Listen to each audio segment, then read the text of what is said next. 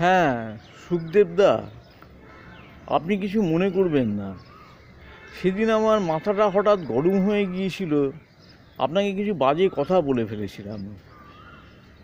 আমাকে ক্ষমা করবেন, কিছু মনে করবেন না। সুখদেবদা চুপ করেই বসে আছেন। আসলে সুখদেবদা সকাল থেকেই গঞ্জিকা সেবন করে থাকেন, কোনো দিকেই তার হুঁশ থাকে না। খানিকটা মানে ঘুমন্ত অবস্থাতেই থাকেন আর কি। তবু আমি বললাম যে কিছু মনে করবেন না।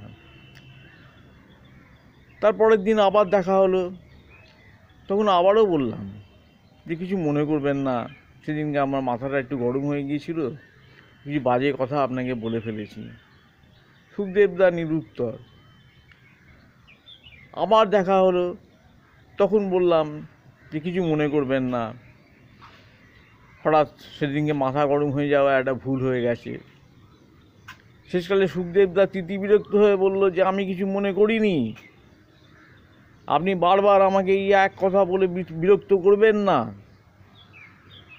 আমি তখন বললাম যে না না, কিছু মনে করবেন না, আমার সত্যিই খুব ভুল হয়ে গেছে, এরকম একটা ব্যবহার আপনার সাথে করা উচিত হয়নি। তখন সুখদেবদা কটমট করে আমার দিকে তাকিয়ে রইল। বারবার করে ক্ষমা চাওয়ার জন্যই হয়তো এত বিরক্ত হয়ে উঠল সুখদেবদার।